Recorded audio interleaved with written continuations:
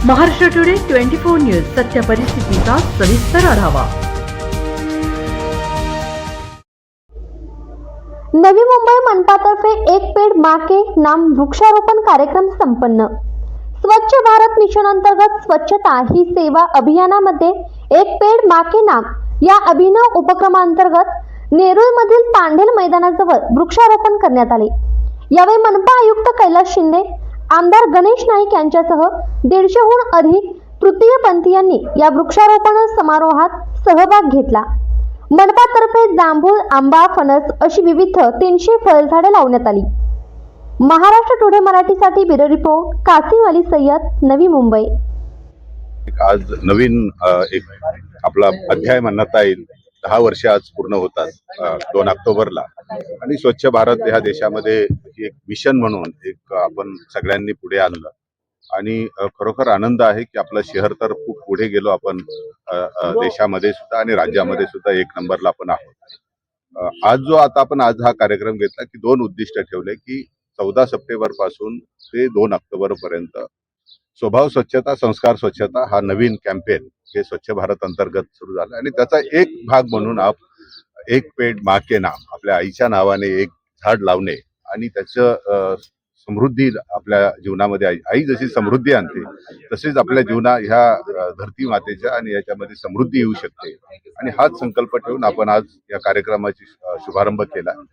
आज या कार्यक्रमाबरोबरच आपण दुसरा एक कार्यक्रमाचं केलं तर मालती आणि विराग हे दोघे जण आहेत आपल्या नवी मुंबई पासून सुरू तिथून पायी चालणारा 100 दिवस आणि राजस्थान पर्यंत जाणार आहेत, आणि त्यांनी जवळजवळ 1000 वृक्ष या अख्ख्या याच्यामध्ये लावण्याचा 1 लाख वृक्ष लावण्याचा संकल्प केलाय। ह्या संकल्पामध्ये सुद्धा आज संकल्पाची पूर्ती होईल असंच आजचं वातावरण आहे। आपण जर बघितलं तर आपण ज्यावेळेस वृक्षारोपणाला आलो त्याच्या अगोदर एक थोडा पाऊस झाला, एक शुभ संकेत आपण याला मानतो आपल्या याच्यामध्ये, आणि निश्चितपणे त्यांचं जे ध्येय आहे ते सुद्धा साध्य होईल।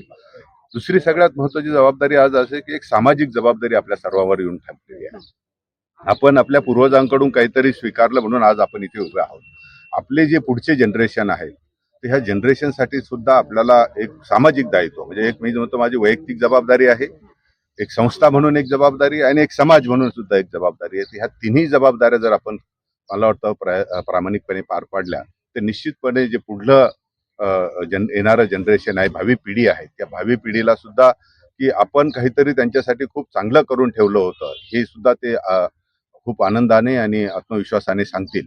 आज जगामध्ये आज आपण बघितलं तर ग्लोबल वॉर्मिंगचे जे आहेत आपल्याला नुकसान फायदे सगळ्यांपुढे आहेत।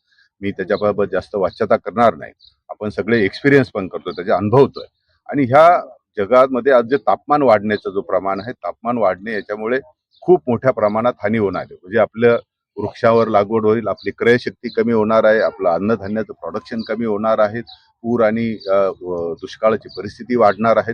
त्यामुळे एकूणच ह्या सगळं वातावरणाच्या बदलामुळे होणारे सगळ्या क्षेत्रावरचे परिणाम हे भयानक आहे, आणि ते थांबवण्याची क्षमता आपल्यामध्ये आहे, आणि ही क्षमतेचा जर आपण मला वाटतं प्रत्येकाने हे केलं, जागृत झाली तर निश्चितपणे हे आपण थांबवू शकतो असा मला आत्मविश्वास आहे। आजच महाराष्ट्र टुडे 24 न्यूजला सबस्क्राईब करा आणि सत्य परिस्थितीचा सविस्तर आढावा पहा।